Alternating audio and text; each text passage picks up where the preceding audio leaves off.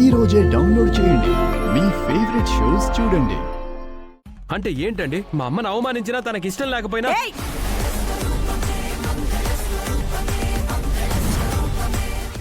ఏం తెలుసని మాట్లాడుతున్నావు మీ అమ్మ గురించి?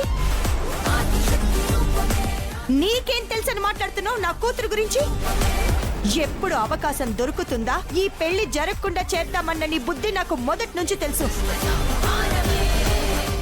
ఇప్పుడు అవకాశం దొరికింది. దీన్ని ఆసరాగా చేసుకుని నీ కొడుకుని ఏమార్చి నా కూతుర్ని బయటికి పంపించావని నాకు అర్థమైంది.